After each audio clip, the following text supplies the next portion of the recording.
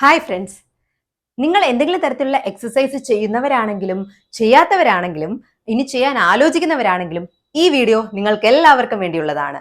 Video skip ചെയ്യാതെ അവസാനം വരെ കാണുക. കാരണം ഈ വീഡിയോ നിങ്ങളുടെ ചിന്താരീതി മാറ്റും. അത് നിങ്ങളുടെ ജീവിതം തന്നെ മാറ്റും, ഉറപ്പാണ്. ഇതിൽ നമ്മൾ സംസാരിക്കാൻ പോകുന്നത് ആകെ കുറച്ച് കാര്യങ്ങൾ മാത്രമാണ്. നിങ്ങൾക്ക് പൊതുവെ ഉണ്ടാവുന്ന ഏറ്റവും കോമൺ ആയിട്ടുള്ള 3 സംശയങ്ങളുടെ ഉത്തരവും അതോടൊപ്പം തന്നെ സൗന്ദര്യവും ആരോഗ്യവുമുള്ള ഒരു ശരീരം സ്വന്തമാക്കാൻ നിങ്ങൾ ചെയ്യേണ്ട വെറും 3 കാര്യങ്ങൾ. അപ്പൊ തുടങ്ങാം. ഒന്നാമത്തെ ചോദ്യം, എന്തിനാണ് ഞാൻ എക്സസൈസ് ചെയ്യുന്നത്? നിങ്ങൾക്കറിയാമോ, നമ്മുടെ ശരീരത്തില് 600-ൽ പരം മസിലുകളുണ്ട്. നമ്മുടെ ഇന്നത്തെ ജീവിത രീതിയും ജോലിയും ഒക്കെ വെച്ചിട്ട് വളരെ കുറച്ച് മസിലുകൾ മാത്രമേ അതിൽ നമ്മൾ എല്ലാ ദിവസവും ഉപയോഗിക്കുന്നുള്ളൂ. അതും വളരെ കുറച്ച് നേരത്തേക്കേ ഉള്ളൂ. ഈ മസിലുകളുടെ പ്രത്യേകത എന്തെന്ന് വെച്ചാൽ അവ എപ്പോഴും ഉപയോഗിക്കേണ്ടതാണ്. ഉപയോഗിക്കാതിരുന്നു കഴിഞ്ഞാൽ, മസിലുകൾക്ക് ഒരു ജോലിയും ഇല്ലാതിരുന്നു കഴിഞ്ഞാൽ അവയ്ക്ക് സംഭവിക്കുന്നതാണ് ഡിസ്യൂസ് അട്രോഫി. സാധാരണയായിട്ടുള്ള തന്നെ ഏജിങ് പ്രോസസ്സിന്റെ ഭാഗമായിട്ട് നമുക്ക് പ്രായമാകുന്നത് കൊണ്ട് തന്നെ നമ്മുടെ മസിലിന്റെ 1% ലോസ് ഓരോ വർഷവും വരുന്നുണ്ട് എന്നാണ് കണക്ക്. 30 വയസ്സിന് ശേഷമുള്ളതാണ് പറയുന്നത്. 60 വയസ്സിന് ശേഷം ഇത് അതിനേക്കാൾ വളരെയധികം കൂടുന്നു. അതായത് ചെറുപ്പത്തിലുള്ളതിന്റെ മസിൽ മാസും സ്ട്രെങ്തും എല്ലാം പ്രായമാകും തോറും കുറഞ്ഞാണ് വരുന്നത്. ഇത് തടയാൻ വേണ്ടിയിട്ട് നമുക്ക് മസിലിന് കണ്ടിന്യൂസ് ആയ ലോഡ് കൊടുക്കേണ്ടത് അത്യാവശ്യമാണ്. ഈ മസിൽ ഇങ്ങനെ കുറഞ്ഞു വരുന്നതിന് നമ്മൾ പറയുന്ന മെഡിക്കൽ ടേം സാർക്കോപീനിയ എന്നാണ്. സാർക്കോപീനിയയുടെ പ്രശ്നം നമ്മൾ പ്രായമാകുമ്പോഴുള്ള നമ്മുടെ ജീവിത നിലവാരവും നമ്മുടെ ലൈഫ് എക്സ്പെക്ടൻസി, അതായത് എത്ര വർഷം നമ്മൾ ജീവിക്കുന്നു എന്നുള്ള ലോഞ്ചിവിറ്റിയെയും വളരെയധികം ബാധിക്കുന്ന കാര്യമാണ് ഈ സാർക്കോപീനിയ എന്ന് പറയുന്നത്. പഠനങ്ങൾ കണ്ടെത്തിയിട്ടുള്ളത് 6 വർഷത്തോളം നമ്മുടെ ആയുർദൈർഘ്യം കുറയ്ക്കുന്ന ഒരു കാര്യമാണ് സാർക്കോപീനിയ എന്നത്. അതായത് മസിൽ മാസും സ്ട്രെങ്തും കുറഞ്ഞ ആളുകൾക്ക് അല്ലാതെയുള്ള ആളുകളെക്കാളും ജീവിത ദൈർഘ്യം കുറവാണ് എന്ന്. മസിൽ സ്ട്രെങ്തൻ ചെയ്യാൻ വേണ്ടിയിട്ട്, മസിൽ മാസ് നിലനിർത്താൻ വേണ്ടിയിട്ട് നമ്മൾ എല്ലാവരും എക്സസൈസ് ചെയ്തേ പറ്റൂ. ഇനി രണ്ടാമത്തെ ചോദ്യം, ഞാൻ വളരെ മെലിഞ്ഞിട്ടാണ്, അപ്പോൾ എക്സസൈസ് ചെയ്യേണ്ട ആവശ്യമുണ്ടോ? എന്നെ സംബന്ധിച്ചിടത്തോളം രണ്ടാമത്തെ ചോദ്യം, ഞാൻ വളരെ മെലിഞ്ഞിട്ടാണ്, അപ്പോൾ ഞാൻ എക്സസൈസ് ചെയ്യേണ്ട ആവശ്യമുണ്ടോ? ഇത് പൊതുവെ കേൾക്കാറുള്ളതാണല്ലേ. പൊതുവേ ഉള്ളൊരു ധാരണയാണ് നമ്മൾ എക്സസൈസ് ചെയ്യുന്നതും ജിമ്മിൽ പോകുന്നതും എല്ലാം മെലിയാൻ വേണ്ടിയിട്ടാണ്, ശരീരഭാരം കുറയ്ക്കാൻ വേണ്ടിയിട്ടാണെന്ന്. തീർത്തും തെറ്റാണ്. നമ്മൾ മനസ്സിലാക്കേണ്ട ഒരു കാര്യം, ഇന്ത്യൻ ആളുകളിൽ, പ്രത്യേകിച്ച് സൗത്ത് ഇന്ത്യൻ ആളുകളിൽ കണ്ടുവരുന്ന ഒരു ശരീരപ്രകൃതിയാണ് സ്കിന്നി ഫാറ്റ് എന്ന് പറയുന്നത്. അതായത് നമ്മൾ യൂറോപ്യൻസിനെ അല്ലെങ്കിൽ ഫോറിനേഴ്സിനെ ഒക്കെ സംബന്ധിച്ച് നോക്കുമ്പോൾ കണ്ടു കഴിഞ്ഞാൽ നമ്മുടെ ശരീരത്തില് ചിലപ്പോൾ ആള് വളരെ മെലിഞ്ഞിട്ടായിരിക്കും കാണപ്പെടുന്നത്. പക്ഷേ അവർക്ക് കുടവയറുണ്ടാവും. പുരുഷന്മാരിലും സ്ത്രീകളിലും ശ്രദ്ധിച്ചാൽ നിങ്ങൾക്ക് മനസ്സിലാവും. അതായത് അവർക്ക് ഫാറ്റിന്റെ പെർസെന്റേജ് ബോഡിയിൽ കൂടുതലാണ്, മസിൽ മാസ് കുറവുമാണ്. അപ്പോൾ കണ്ടാൽ മെലിഞ്ഞിരിക്കുമെങ്കിലും അവരുടെ ആരോഗ്യകരമായ ഒരു ശരീരം അല്ല, അതൊരു ഐഡിയൽ ശരീരപ്രകൃതിയും അല്ല. അപ്പോൾ നമ്മൾ ചെയ്യേണ്ടത് എന്താണെന്ന് വെച്ചാൽ, ഇങ്ങനെയുള്ള ആളുകൾക്ക് മസിൽ ബിൽഡ് ചെയ്യാനും ഈ ഫാറ്റ് പെർസെന്റേജ് കുറയ്ക്കാനും വേണ്ടിയിട്ട് അവരും എക്സസൈസ് ചെയ്യേണ്ട ആവശ്യമുണ്ട്. ഞാൻ പേഴ്സണലി മെലിഞ്ഞിട്ടാണ് ഇരിക്കുന്നത്. അപ്പോൾ ഞാൻ ജിമ്മിൽ പോകാൻ തുടങ്ങിയ സമയം തൊട്ട് കേൾക്കാൻ തുടങ്ങിയതാണ്, എന്തിനാണ് ഇത്രയും മെലിഞ്ഞിട്ട് ജിമ്മിൽ പോകുന്നതെന്ന്. അപ്പോൾ നമ്മൾ അങ്ങനെയുള്ള ചോദ്യങ്ങളെ വകവയ്ക്കാതിരിക്കുക, കാര്യങ്ങൾ മനസ്സിലാക്കി മോട്ടിവേഷനോടുകൂടി മുന്നോട്ട് പോവുക, അത്രേ ചെയ്യാനുള്ളൂ. മനസ്സിലാക്കേണ്ട കാര്യം എന്തെന്ന് വെച്ചാൽ, നിങ്ങൾ മെലിഞ്ഞവരാണെങ്കിലും വണ്ണമുള്ളവരാണെങ്കിലും ഏത് ശരീരപ്രകൃതി ഉള്ളവരാണെങ്കിലും നിങ്ങൾക്ക് എക്സസൈസിന്റെ ആവശ്യമുണ്ട്. നേരത്തെ പറഞ്ഞ സാർക്കോപീനിയ വരാതിരിക്കാൻ വേണ്ടിയിട്ട്, മസിൽ സ്ട്രെങ്തും മാസും മെയിൻറ്റെയിൻ ചെയ്യാൻ വേണ്ടിയിട്ട്, ആരോഗ്യകരമായ ഒരു ശരീരം കൊണ്ടു നടക്കാൻ വേണ്ടിയിട്ട്. ഇനി മൂന്നാമത്തെ ചോദ്യം, എന്തിന് ജിമ്മിൽ പോകണം? നമുക്ക് യൂട്യൂബിൽ തന്നെ നോക്കിയാൽ ഒരുപാട് ഫ്രീ വീഡിയോസ് ഉണ്ട്. 2 ഡംബൽ മാത്രം ഉപയോഗിച്ച് നമുക്ക് വീട്ടിൽ തന്നെ ഹോൾ ബോഡി വർക്ക്ഔട്ട് ചെയ്യാം. അതായത് ശരീരത്തിലെ എല്ലാ മസിലുകളെയും നമുക്ക് 2 ഡംബൽ മാത്രം ഉപയോഗിച്ച് തന്നെ പ്രവർത്തിപ്പിക്കാൻ സാധിക്കും. ഇതെല്ലാം നടക്കുന്നതാണ്. പല ആളുകളും ഇങ്ങനെയെല്ലാം ചെയ്യുന്നുണ്ട് എന്ന് എനിക്കറിയാം. പേഴ്സണലി എന്റെ അനിയനെല്ലാം ചെയ്യുന്നത് വീട്ടിൽ തന്നെയാണ് വർക്ക്ഔട്ട് ചെയ്യുന്നത്. ജിമ്മിൽ പോകാനുള്ള സാഹചര്യങ്ങൾ ഇല്ലാത്തവര്, അല്ലെങ്കിൽ അതിന് സാമ്പത്തികമായി ബുദ്ധിമുട്ടുള്ളവര്, വളരെയധികം സമയക്കുറവുള്ളവർക്കൊക്കെ വീട്ടിൽ തന്നെ വർക്ക്ഔട്ട് ചെയ്യേണ്ടി വരാം. പക്ഷെ എന്റെ അഭിപ്രായത്തിൽ നിങ്ങൾക്ക് എന്തെങ്കിലും സാധ്യത ഉണ്ടെങ്കിൽ, പറ്റുമെങ്കിൽ നിങ്ങൾ ജിമ്മിൽ തന്നെ പോയി വർക്ക്ഔട്ട് ചെയ്യുക. പ്രത്യേകിച്ചും 2 കാറ്റഗറി ഓഫ് ആളുകൾക്കാണ് ഇത് ബാധകമായിട്ടുള്ളത്. ഒന്നാമത്തേത് എന്നെ പോലെ മോട്ടിവേറ്റഡ് ആണ് പക്ഷെ മടിയുണ്ട്, അങ്ങനെയുള്ള ആളുകൾ. രണ്ടാമത്തേത് മോട്ടിവേറ്റഡും അല്ല മടിയുമുണ്ട്, അങ്ങനെയുള്ള ആളുകൾ. അപ്പോൾ ഇങ്ങനെയുള്ള ആളുകളുടെ പ്രശ്നം എന്ന് വെച്ചാൽ, നമ്മൾ വീട്ടിൽ തന്നെ വർക്ക്ഔട്ട് ചെയ്യുകയാണെങ്കിൽ അവിടെ നമ്മളെ കൺട്രോൾ ചെയ്യാൻ ആരും ഇല്ല. നമുക്കൊരു പ്രത്യേക സമയത്ത് തന്നെ ചെയ്യണം എന്നൊരു നിഷ്ഠയും ഇല്ല, ഒരു നിർബന്ധവും ഇല്ല. നമുക്ക് സൗകര്യമുള്ളപ്പോൾ ചെയ്താൽ മതി. വീട്ടിൽ പല പ്രശ്നങ്ങളുണ്ടാവും, കുട്ടികളുടെ കാര്യം നോക്കാനുണ്ടാവും, വീട്ടിൽ ബാക്കി മുതിർന്നവരുടെ കാര്യങ്ങൾ ഉണ്ടാവും, നമ്മുടെ പാർട്ട്ണറിന്റെ പ്രശ്നങ്ങൾ വരാം. അപ്പോൾ അങ്ങനെ പല ബുദ്ധിമുട്ടുകൾ വരാം. നമുക്ക് തന്നെ ആരോഗ്യ പ്രശ്നം വരാം, അല്ലെങ്കിൽ ഇന്ന് കുറച്ച് ക്ഷീണമാണ് എന്നൊക്കെ വിചാരിച്ചിട്ട് നമുക്ക് അത് മാറ്റി വെക്കാൻ സാധ്യതയുണ്ട്, അല്ലെ? അപ്പൊ വർക്കൗട്ടിനെ സംബന്ധിച്ച് ഏറ്റവും പ്രധാനപ്പെട്ട കാര്യമാണ് കൺസിസ്റ്റൻസി. കൺസിസ്റ്റൻസി എന്ന് പറഞ്ഞാൽ നമ്മൾ സ്ഥിരമായി ഇത് ചെയ്യുക എന്നതാണ്. സ്ഥിരമായിട്ട് ചെയ്താൽ മാത്രമേ അത് നമുക്ക് പ്രയോജനം കിട്ടൂ. അല്ലാതെ 1-2 ദിവസത്തേക്കുള്ള ഒരു കാര്യമല്ല ഇത്. നമ്മൾ എങ്ങനെയാണോ എന്നും പല്ല് തേക്കുന്നത്, കുളിക്കുന്നത്, അതേപോലെ നമ്മുടെ ജീവിതത്തിന്റെ ഒരു ഭാഗമായി, നമ്മുടെ ഒരു ശീലമായി ഈ വർക്കൗട്ട് ചെയ്യുന്ന കാര്യം, എക്സസൈസ് ചെയ്യുന്നത് മാറണം. എങ്കിൽ മാത്രമേ അതുകൊണ്ട് നമുക്ക് ഗുണമുണ്ടാവുള്ളൂ. നമ്മൾ കാണുന്ന വലിയ ബോഡി ബിൽഡേഴ്സ് എല്ലാം നമ്മൾ കണ്ടിട്ട് ഹോ എന്ന് പറയുന്ന ആ മസിൽ മാസ് ഉള്ള ആളുകളെല്ലാം, നമ്മുടെ ആക്ടേഴ്സും എല്ലാവരും വളരെ കൺസിസ്റ്റന്റ് ആയി എന്നും ഇത് ചെയ്തത് കൊണ്ട് മാത്രമാണ് അവർക്ക് അങ്ങനെയുള്ള ഭംഗിയുള്ളതും ആരോഗ്യമുള്ളതായ ഒരു ശരീരം കിട്ടുന്നത്. അല്ലാതെ ഇത് ഒരു ദിവസത്തെ ഓവർനൈറ്റ് കിട്ടുന്ന ഒരു ഭാഗ്യമല്ല എന്ന് മനസ്സിലാക്കുക. അപ്പോൾ നമ്മൾ ചെയ്യേണ്ടത് പറ്റുമെങ്കിൽ ജിമ്മിൽ പോയി തന്നെ വർക്കൗട്ട് ചെയ്യാൻ നോക്കുക. കാരണം നമ്മൾ വീട്ടിലെ പോലെയല്ല, ജിമ്മിൽ പോയി ചെയ്യുമ്പോൾ അതിന് കുറേ പോസിറ്റീവ്സ് ഉണ്ട്. ഒന്ന്, അവിടെ മറ്റാളുകൾ ചെയ്യുന്നത് കാണുമ്പോൾ നമുക്കും ചെയ്യാൻ വേണ്ടിയുള്ള ഒരു മോട്ടിവേഷൻ ഉണ്ടാവും. രണ്ടാമത്തേത്, അവിടെ ഒരു ട്രെയിനർ ഉണ്ട്, നമുക്ക് സംശയങ്ങൾ ചോദിക്കാം. അതേപോലെ തന്നെ ഇഞ്ചുറീസ് വരാതെ, അതായത് നമ്മൾ എക്സസൈസ് ചെയ്യുമ്പോൾ നമുക്ക് അപകടങ്ങൾ പറ്റാതെ അത് കൃത്യമായിട്ട് ചെയ്യാൻ പറഞ്ഞു തരാൻ വേണ്ടി ട്രെയിൻഡ് ആയിട്ടുള്ള, ഇത് പല വർഷങ്ങളായി ചെയ്യുന്ന ഒരാള് അവിടെ ഉണ്ട്. അപ്പൊ അവരുടെ സഹായം നമുക്ക് തേടാൻ പറ്റും. മൂന്നാമത്തെ കാര്യം, അവിടെയുള്ള ഒരു അറ്റ്മോസ്ഫിയറും, അവിടെ ചിലപ്പോൾ മ്യൂസിക് ഒക്കെ ഇട്ടിട്ടുണ്ടാവും. അപ്പം എന്റെ ജിമ്മിലൊക്കെ ആണെങ്കിൽ മ്യൂസിക് എനിക്ക് ഭയങ്കര പ്രധാനപ്പെട്ട ഒരു കാര്യമായിട്ടാണ് തോന്നിയിട്ടുള്ളത്. അത് വളരെയധികം നന്നായിട്ട് വർക്കൗട്ട് ചെയ്യാൻ വേണ്ടി അത് ഭയങ്കര ഒരു ഫയർ ആണ്. അപ്പോൾ അങ്ങനെയുള്ള കാര്യങ്ങളെല്ലാം ഉണ്ട്. അപ്പോൾ ആ കാര്യങ്ങളും എല്ലാം നമ്മളെ മോട്ടിവേറ്റ് ചെയ്യുന്ന കാര്യങ്ങളാണ്. പിന്നെ നമുക്ക് ചെയ്യാൻ പറ്റുന്നതെന്ന് വെച്ചാൽ എക്സസൈസ് ചെയ്യാനുള്ള ഡ്രസ്സും ഷൂസും എല്ലാം നമ്മൾ തലേ ദിവസം തന്നെ റെഡിയാക്കി വെക്കുക. ഇത് കാണുമ്പോൾ തന്നെ നമുക്ക് ഇതെല്ലാം ഇട്ടിട്ട് വർക്കൗട്ട് ചെയ്യാൻ വേണ്ടി ഒരു മോട്ടിവേഷൻ ആണ്. നിങ്ങൾ വീട്ടിലാണ് ചെയ്യുന്നതെങ്കിലും ഇങ്ങനെ കുറച്ച് കാര്യങ്ങൾ നമ്മളെ എന്താണോ നമ്മളെ ഇതിലേക്ക് മോട്ടിവേറ്റ് ചെയ്യുന്നത് അത് നമ്മൾ കരുതി വെക്കുക. ഞാനിപ്പോൾ 2 മാസം മാത്രമേ ആയിട്ടുള്ളൂ ചെയ്യാൻ തുടങ്ങിയിട്ട്. പക്ഷെ ഞാനിത് കൺസിസ്റ്റന്റ് ആയി ചെയ്യും. ഇപ്പൊ അതെനിക്ക് ചെയ്തില്ലെങ്കിൽ തന്നെ ഒരു ബുദ്ധിമുട്ട് എന്നുള്ള നിലയിലായിട്ടുണ്ട്. അതൊരു ശീലമായി മാറ്റിക്കഴിഞ്ഞു. അപ്പൊ അതുകൊണ്ടാണ് ഞാനിത് പറയുന്നത്. ഇനി നിങ്ങൾ ചെയ്യേണ്ട 3 കാര്യങ്ങൾ. ഒന്നാമത്തേത്, സ്വയം മോട്ടിവേറ്റ് ചെയ്യാൻ പഠിക്കുക. പഠനങ്ങൾ സൂചിപ്പിക്കുന്നത് ഒരു കാര്യം നമ്മളുടെ ഓട്ടോമേറ്റഡ് ആയി മാറാൻ, അതായത് അതൊരു ഹാബിറ്റായി മാറാൻ വേണ്ടിയിട്ട് നമുക്ക് 2 മാസം, ഏകദേശം 66 ദിവസമാണ് എടുക്കുന്നത്. അത്രയും ദിവസം നമ്മൾ കൺസിസ്റ്റന്റ് ആയി ചെയ്യുക എന്നതാണ് പ്രധാനം. അതിൽ ഏറ്റവും ഇമ്പോർട്ടന്റ് കാര്യം നമ്മളിത് തുടങ്ങി വെക്കുക എന്നതാണ്. പലർക്കും തുടങ്ങാനാണ് ബുദ്ധിമുട്ട്. പലരും പറയുന്ന എക്സ്ക്യൂസുകൾ, എനിക്ക് കൂടെ വരാൻ വേണ്ടി ആരുമില്ല, കമ്പനി ഇല്ല എന്നുള്ള കാര്യങ്ങളൊക്കെയാണ്. ഒട്ടും സമയമില്ല. നമ്മുടെ ജീവിതത്തിൽ 24 മണിക്കൂർ ഒരു ദിവസം ഉള്ളതിൽ 1 മണിക്കൂർ മാത്രം മതി നമ്മൾ വർക്കൗട്ട് ചെയ്യേണ്ടത്. 1 മണിക്കൂർ നമ്മൾ ജിമ്മിൽ പോയി വരാനാണെങ്കിൽ അതിനൊരു അരമണിക്കൂറോ 1 മണിക്കൂറോ, കൂടി വന്നാൽ 2 മണിക്കൂർ. ആ 2 മണിക്കൂറത്തേക്കുള്ള കാര്യം നമുക്ക് നമ്മുടെ ശരീരത്തിന് വേണ്ടി ചെയ്യാൻ പറ്റുന്നില്ല എന്ന് പറയുന്നത് സത്യമല്ല. നമ്മൾ സമയം കണ്ടെത്താൻ കഴിയാത്തത് കൊണ്ടാണ്, നമ്മൾ അതിന് ശ്രമിക്കാത്തത് കൊണ്ടാണ്. പിന്നെ ഒരു കാര്യം, ജിമ്മിൽ പോയി കഴിഞ്ഞാൽ നമുക്ക് കിട്ടുന്ന ഏറ്റവും വലിയ ബെനിഫിറ്റ് നമ്മുടെ ശരീരത്തിനല്ല, അത് മനസ്സിനാണ്. മനസ്സിനുള്ള ബെനിഫിറ്റ് ആണ് ആദ്യം വരിക. ശരീരം മാറ്റം വരാനെല്ലാം വളരെയധികം സമയമെടുക്കും. കുറഞ്ഞത് ഒരു 3-4 മാസമെങ്കിലും നിങ്ങൾ വർക്കൗട്ട് ചെയ്താൽ മാത്രമേ എന്തെങ്കിലും ചേഞ്ചസ് ഒക്കെ നമ്മുടെ ശരീരത്തിൽ കാണാൻ പറ്റുള്ളൂ. പക്ഷെ മാനസികമായിട്ട് അത് തരുന്ന ഉണർവ്, ഉന്മേഷം, ആ ഒരു മൊത്തം ദിവസത്തേക്കുള്ള എനർജി അത് വളരെ വലുതാണ്. ഇത് അനുഭവിച്ചതുകൊണ്ടാണ് ഞാനിത് പറയുന്നത്. ഞാൻ മുന്നൊരു വീഡിയോ ചെയ്തിട്ടുണ്ട് ഹാപ്പി ഹോർമോൺസിനെ പറ്റി. ഹാപ്പി ഹോർമോൺസ് ആയ ഡോപ്പമിൻ, സെറട്ടോണിൻ ഒക്കെ ബൂസ്റ്റ് ചെയ്യാൻ വേണ്ടി ഏറ്റവും പ്രധാനപ്പെട്ട ഒരു കാര്യമാണ് എക്സസൈസ് എന്ന് പറയുന്നത്.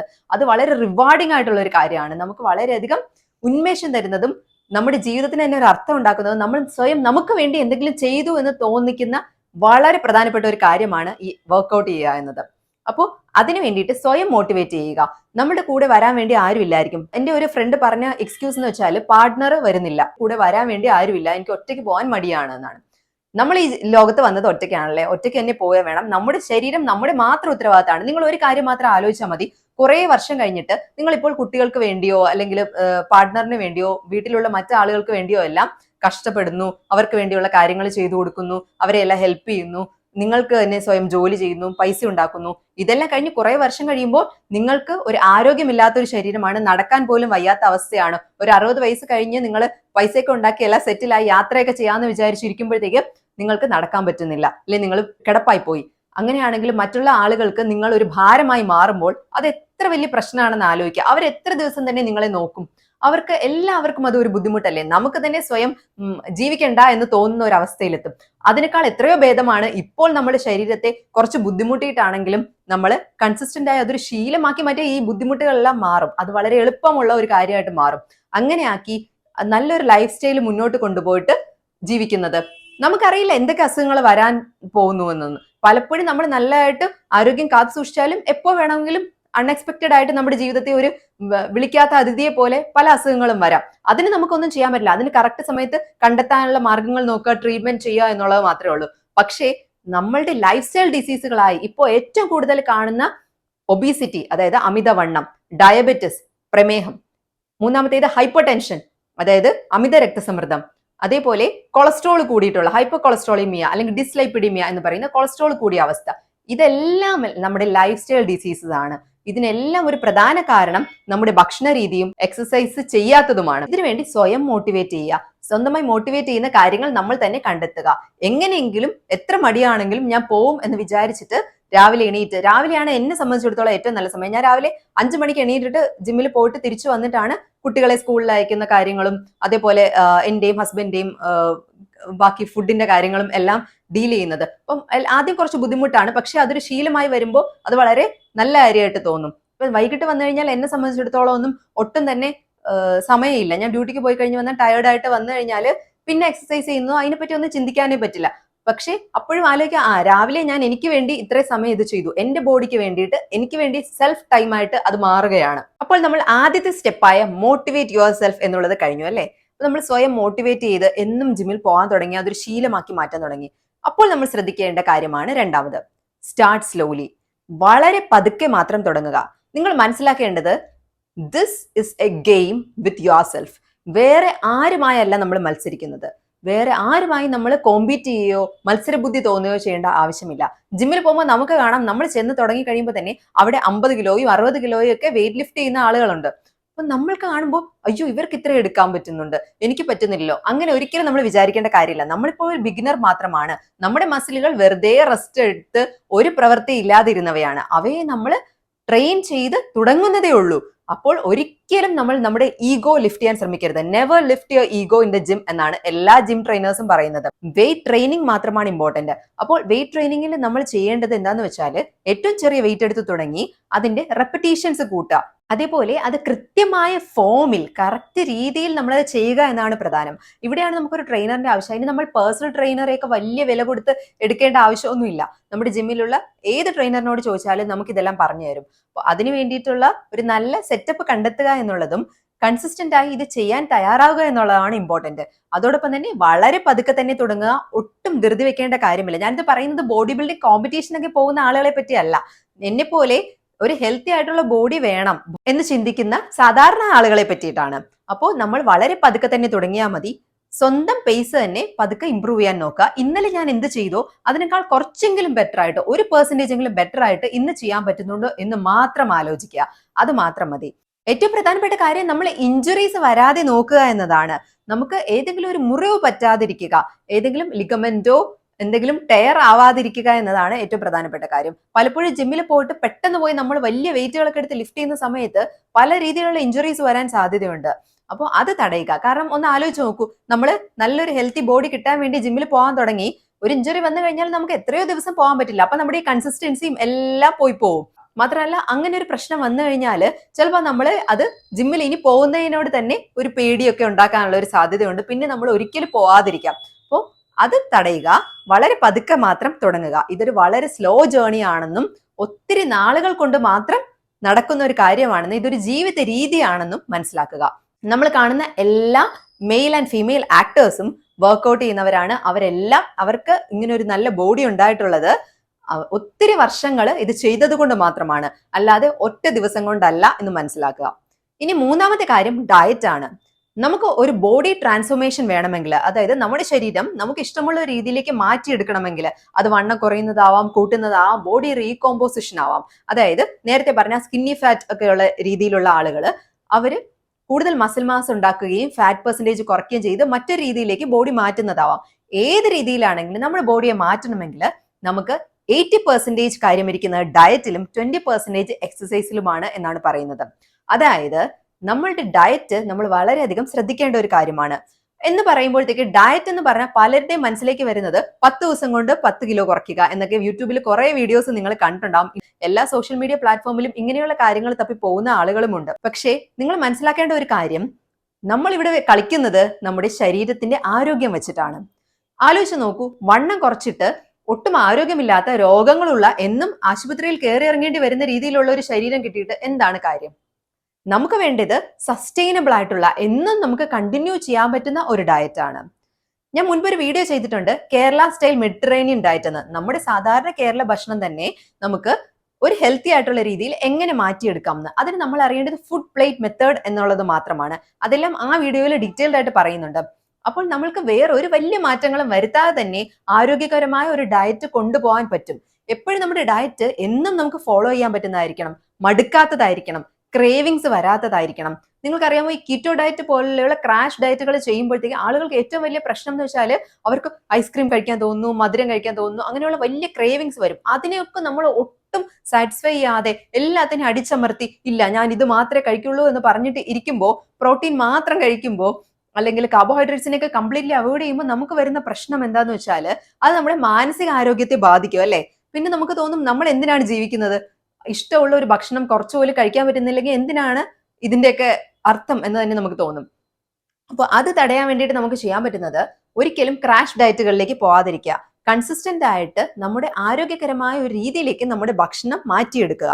അതിനുവേണ്ടി ചെയ്യേണ്ട വളരെ കുറച്ച് കാര്യങ്ങളേ ഉള്ളൂ. പ്രധാനമായിട്ടും നമ്മുടെ കേരള ഡയറ്റിൽ ഉള്ളത് കാർബോഹൈഡ്രേറ്റ്സ് വളരെ അധികവും പ്രോട്ടീൻ കുറവുമാണ്. ആദ്യം നിങ്ങൾ കണ്ടുപിടിക്കേണ്ടത് നിങ്ങളുടെ മെയിൻ്റനൻസ് കാലറിയാണ്.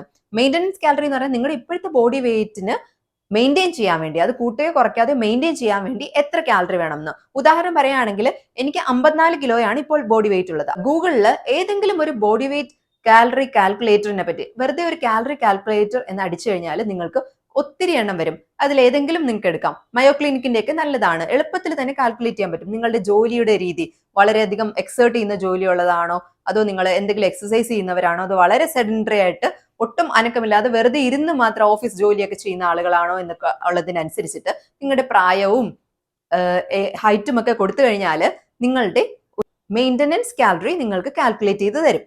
എനിക്കാണെങ്കിൽ 1460 കാലറിയാണ്. അത്രയും കാലറി ഒരു ദിവസം എടുത്താൽ മാത്രമേ എനിക്ക് ഈ 54 കിലോ വെയിറ്റ് മെയിൻറ്റെയിൻ ചെയ്യാൻ പറ്റുള്ളൂ.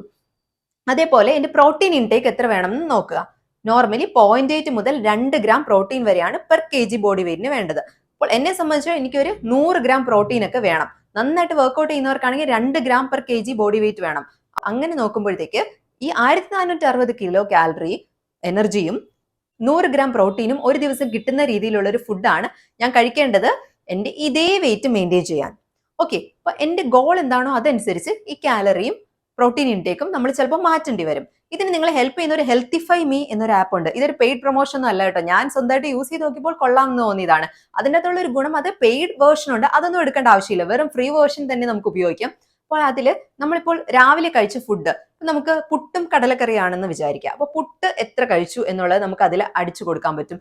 കടലക്കറി എത്ര കഴിച്ചു, ഒരു തവിയാണ് എടുത്തെങ്കിൽ അത് അടിച്ചു കൊടുക്കുമ്പോൾ ഏകദേശം ഈ ഫുഡിലുള്ള കാലറിയുടെയും പ്രോട്ടീന്റെ എമൗണ്ട് അവർ നമ്മൾക്ക് കാണിച്ചു തരും. അതിൽ തന്നെ നമുക്ക് ഗോൾസ് സെറ്റ് ചെയ്യാം. എൻ്റെ ഗോള് ഇപ്പോൾ 60 കിലോ വെയിറ്റ് ആവണം, എനിക്ക് വെയിറ്റ് കൂട്ടാനാണെങ്കിലും കുറയ്ക്കാനാണെങ്കിലും അതെല്ലാം സെറ്റ് ചെയ്ത് വെച്ചാൽ അവർ അതിനനുസരിച്ച് കാൽക്കുലേറ്റ് ചെയ്തിട്ട് നമുക്ക് പറഞ്ഞു തരും, ഇന്ന് നിങ്ങൾ ഇത്ര കാലറി കഴിക്കണം, ബ്രേക്ക്ഫാസ്റ്റിന് ഇത്ര കാലറി കഴിക്കണം. അപ്പോൾ നമ്മൾ ഇന്ന് കഴിച്ച ബ്രേക്ക്ഫാസ്റ്റിന്റെ കാലറി നോക്കുമ്പോഴത്തേക്ക് നമുക്ക് മനസ്സിലാവും ഇത് കൂടിപ്പോയി, ഇത്രയും കഴിക്കേണ്ടായിരുന്നു, അല്ലെങ്കിൽ ഇത് കുറഞ്ഞു പോയി, കുറച്ചും കൂടെ എന്തെങ്കിലും കഴിക്കണമായിരുന്നു എന്ന് മനസ്സിലാവും. അപ്പൊ അങ്ങനെ നമ്മുടെ കാലറി ട്രാക്കിംഗ് വഴി നമുക്ക് കഴിക്കുന്ന ഫുഡിലെ ന്യൂട്രീഷൻ കണ്ടന്റിനെ പറ്റി ഒരു ഐഡിയ കിട്ടും. ഓക്കെ, അതാണ് ഒന്നാമത്തെ കാര്യം. ഇത് നിങ്ങൾക്ക് എല്ലാവർക്കും ചെയ്തു നോക്കാവുന്നതാണ്. ഹെൽത്തിഫൈ മീ എന്നുള്ള ആപ്പ് ഡൗൺലോഡ് ചെയ്താൽ മാത്രം മതി.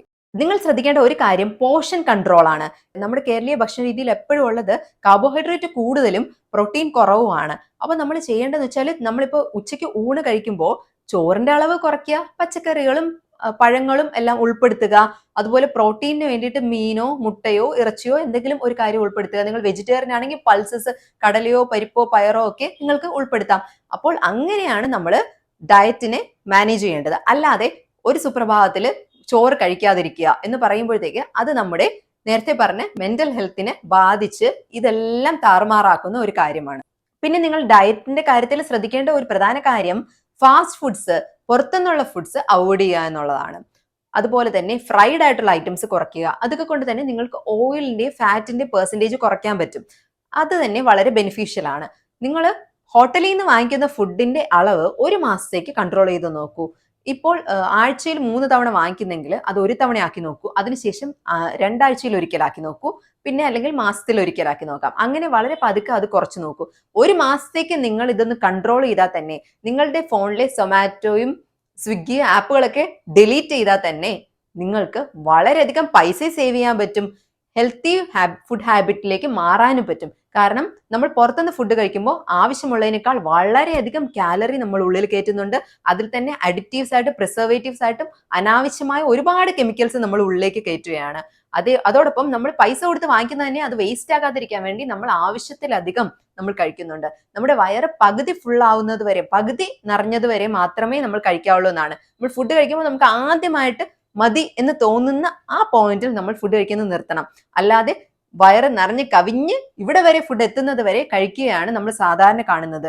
ഇങ്ങനെയുള്ള ചെറിയ കാര്യങ്ങൾ ശ്രദ്ധിച്ചാൽ തന്നെ നമുക്ക് ഒരുപാട് മാറ്റങ്ങൾ വരുത്താൻ പറ്റും. അങ്ങനെയുള്ളൊരു ഡയറ്റ് ഫോളോ ചെയ്യുക എന്നതാണ് നമുക്ക് പറയാനുള്ള മൂന്നാമത്തെ കാര്യം. ഇനി നിങ്ങൾ വർക്കൗട്ട് ചെയ്യുന്നവരാണെങ്കിൽ പലപ്പോഴും കണ്ടുള്ള ഒരു മിസ്റ്റേക്ക് ആണ് നിങ്ങൾ വർക്കൗട്ടിന് പോകുമ്പോൾ വെറും വയറ്റിൽ പോകുന്നത്. എങ്ങനെയാണ് നമ്മുടെ ബോഡിക്ക് വെയിറ്റ് ലിഫ്റ്റ് ചെയ്യാനും മൊബിലൈസ്ഡ് ആവാനുമുള്ള എനർജി കിട്ടുന്നത്? നമ്മൾ കഴിക്കുന്ന ഫുഡിൽ നിന്ന് മാത്രമാണ് ഈ എനർജി വരുന്നത്. അപ്പോൾ എന്ത് ചെയ്യണം? ഒരിക്കലും ഫുഡ് കഴിക്കാതെ നമ്മൾ വർക്കൗട്ട് ചെയ്യാൻ പാടില്ല. വർക്കൗട്ട് ചെയ്യുന്നതിന് ഏകദേശം 1 മണിക്കൂറിന് മുൻപ് നമ്മൾ ഒരു ഫുഡ് കഴിച്ചിട്ട് വേണം പോകാൻ. അത് കാർബോഹൈഡ്രേറ്റും പ്രോട്ടീൻ റിച്ചും ആയിട്ടുള്ള ഫുഡാണ്, ഫാറ്റ് കണ്ടന്റ് കുറവുള്ള ഫുഡ്. എളുപ്പത്തിൽ പറയുകയാണെങ്കിൽ നിങ്ങൾക്ക് ഒരു ബ്രെഡ് ഓംലെറ്റോ അല്ലെങ്കിൽ ഓട്ട് മീലോ, ഓവർനൈറ്റ് ഓട്സ് ഒക്കെ വളരെ എളുപ്പത്തിൽ ഉണ്ടാക്കാവുന്ന ഫുഡാണ്. അപ്പൊ അതൊക്കെ നിങ്ങൾക്ക് കഴിച്ചിട്ട് വേണം വർക്കൗട്ട് പോകാൻ. അതൊന്നും ചെയ്യാൻ വയ്യെങ്കിൽ നിങ്ങളുടെ വീട്ടിലെ ബ്രേക്ക്ഫാസ്റ്റ് ഇന്ന് ചപ്പാത്തി പരിപ്പ് കറിയാണെന്ന് വിചാരിക്കുക. അത് കുറച്ച് നേരത്തെ ഉണ്ടാക്കുക. ചപ്പാത്തിയുടെ അളവ് കുറച്ച്, പരിപ്പ് കറി കൂടുതൽ എടുക്കുമ്പോൾ നമുക്ക് ആവശ്യത്തിന് പ്രോട്ടീനും കാർബോഹൈഡ്രേറ്റ്സും ആവും.